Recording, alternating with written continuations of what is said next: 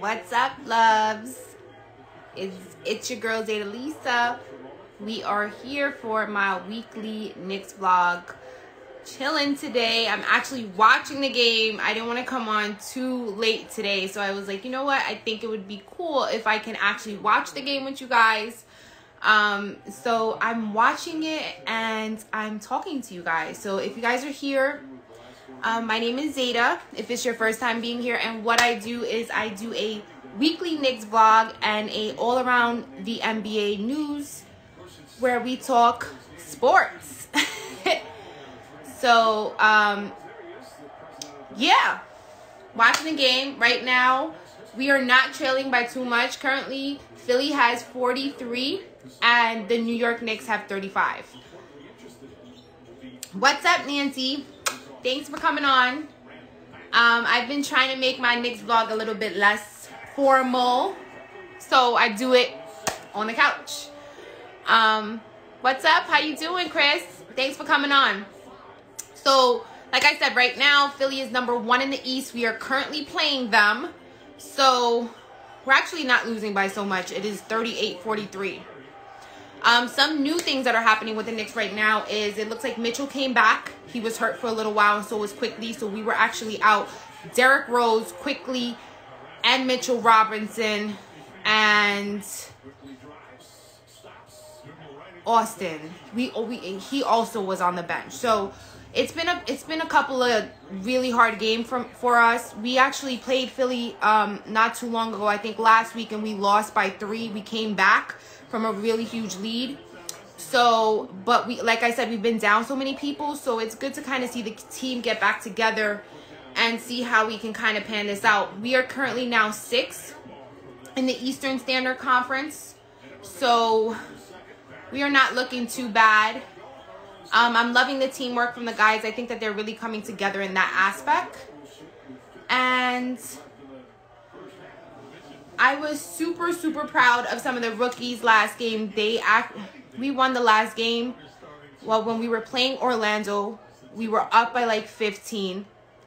And all of a sudden, they came back with the lead. Ultimately, towards the end of the game, we were almost neck and neck. And someone made a really good defensive play, and we actually won that game.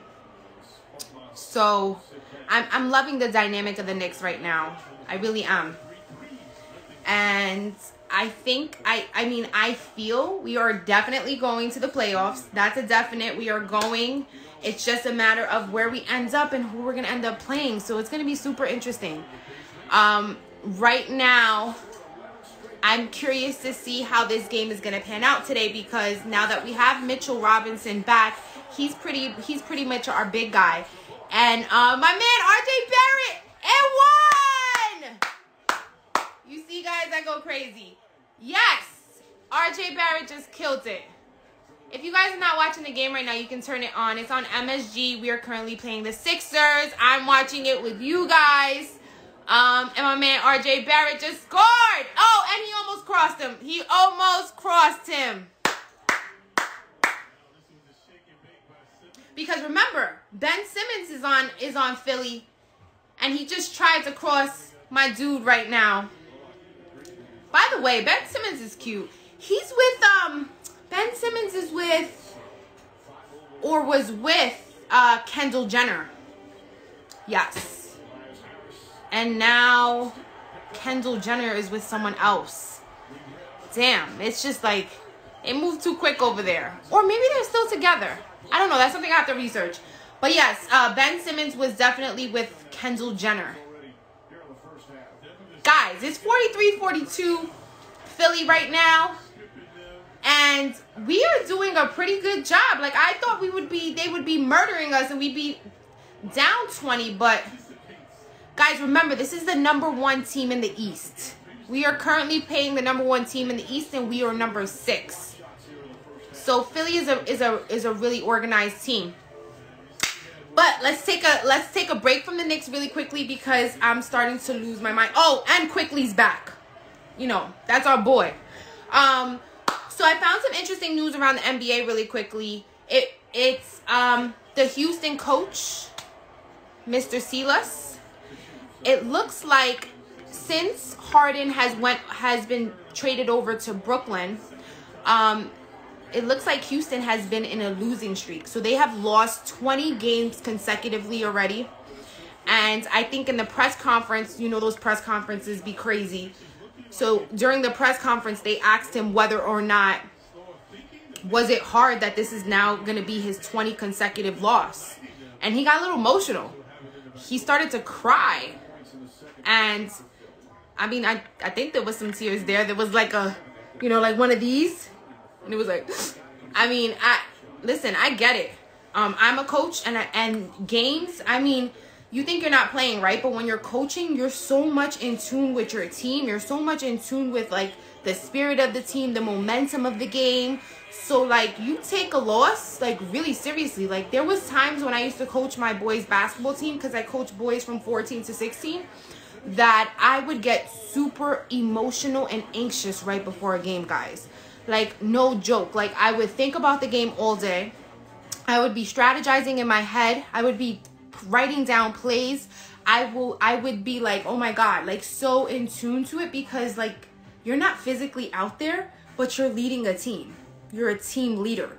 So you're just as much as a part of that team as the players are. Does that make sense? Because I think that's why sports is such a good thing for kids to undertake. I'm a mom and I kind of pushed my kids into sports, and I'm not proud of it. I'm not, because I know that not all kids are kind of destined for sports, but I just know what sports did for me growing up as a kid. Like I was the girl who just was expected to play sports at first because I was super tall. And so at first it was like something that I saw and I was like, okay. And I think it was my father who was the one who really kind of pushed me towards it, because we used to bond over the Knicks. And that's why the Knicks are so special to me. So we would talk about the Knicks. We would watch all Knicks. And then naturally, I just wanted to play, right? So I wanted to play, and then that came out genuinely, and the rest was history. But it gave me so much confidence. Talk about being on a team with other women who are like badass, and it's like, oh my God, you see these other women, you're playing with these other women. And like I said, I struggled when I was younger with image problems because of my inability to want to hide my beauty. So I wore like bigger kind of clothes, and I always wore basketball shorts and, you know, hair curly all the time, just kind of how it looks like right now. And a lot of hats, and I struggled with my image. And it wasn't until I got to high school that I started to you know, learning myself and becoming more of myself. And by doing that, I think sports did that for me, because I was in a close niche. It was a team environment. The girls were super empowering. And it's like, you know, that kind of saying, like when someone's good, like it rubs off on you. A lot of that happens in friendships and relationships, and definitely in team settings, especially good team settings. It'll definitely help boost self-confidence. So it did that for me. And then you couldn't tell me nothing in high school. Like, that's it. I found it. I was wearing tight clothes again. I was cute. I was like really starting to mess with my hair. Me and my hair have like a love-hate relationship, guys. And basketball did that for me. So I definitely try to push my kids for that, because I want them to learn how to be on a team. Oh, thanks, Josie. I appreciate it, girl. Yeah, I struggled with femininity a lot as a kid, because I love to play sports, and naturally it was something that I had brothers too. And not saying that they aided in that. I'm just saying, like, it was like I had this tough demeanor all the time. It was like tough. Like I had to be tough for my mom, for my dad, I just had to be tough for everyone, for my little sister. So I guess that kind of played a role in me struggling. But once I got past that, and like I said, basketball did that for me, the team setting, I was able to kind of build self-confidence. And I know daily we struggle with that, but hey, you know, it's something that, it's a process. It's definitely a process. Anyways, I got off track. Going back to Mr. Silas, the reason why I can understand his emotion is because I know how hard it is to be a coach. So he's lost 20 games. He's most likely going to get fired. That's the reality. So he's probably crying because he's going to get fired too. So that's big on his head right now. But yeah, what do? You lost your best player. James Harden is now on Brooklyn and they haven't won a game. So I feel bad for the Houston Rockets coach, but I'm sure they'll find someone soon. What also is going on, we have some trade deadlines. It looks like the Knicks are looking for Lonzo Ball, or Lonzo Ball is looking for the Knicks. I don't know. You guys tell me. I do not like the Ball kids. Their last name is Ball, and if you guys don't know about this, their dad is like super prominent in their lives. He's always around making decisions. When Lonzo Ball came into the league, he was actually choosing which team he wanted his son to get drafted to. So he's definitely a stage dad. And his son is Lonzo Ball, and then Lonzo Ball has a little brother that actually just came into the league this year. So I don't know why the Knicks are kind of searching for Lonzo Ball. For me, I don't think he would be a great asset to the team. That's my personal opinion. I think the Knicks need to start focusing on some big guys. We have a lot of guards. At first, I was saying guards and trying to find a stationary guard. But right now, I think we need to focus on some big men down there, because when Mitchell was out, we kind of suffered a lot with only what we had. So that's it for all around the NBA. Also, I think the Bucks are going to be acquiring PJ Tucker. That's something new coming on. I was looking at the Western Standard Conference. It looks like Lakers are number 3. Jazz is number 1. That's super interesting because I want to see how this finishes out. Imagine LeBron and Jazz playing towards the end. I think that would be a very interesting game to kind of look out for. I'm trying to think of anything else that's kind of, if you guys want to shoot me some comments, anything else that you know that's going on around the NBA currently that's interesting, besides the Rockets coach crying emotional at a press conference. Oh, we also got Blake Griffin. That's something new that's going on, because, you know, the trade deadline is this week. You can trade people to different teams for people who will understand that concept. And it usually happens twice. It happens in the summer, and then it happens mid-year or beginning of mid-year, however you want to categorize it, because we're in March.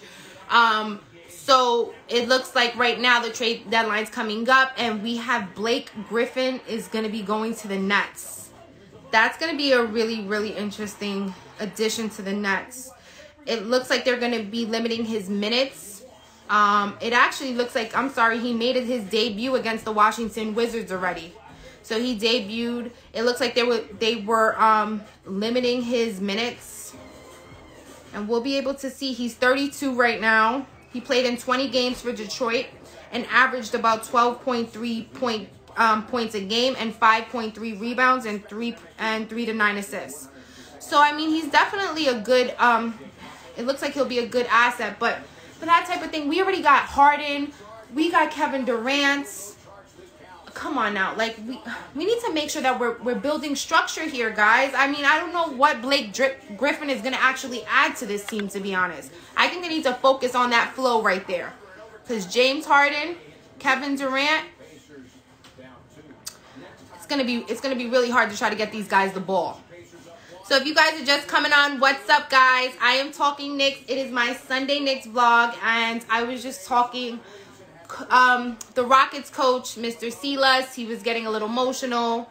I come here every Sunday to talk Knicks, and the Knicks are currently playing right now. We're playing Philly, and it is halftime. And I just wanted to come on here quickly. I'm going to be heading out, and I will most likely be shooting a video and talking about the end result of this game. Thank you guys for spending some time with me. Thank you for coming on, and I will see you guys next week for my Knicks vlog. Bye!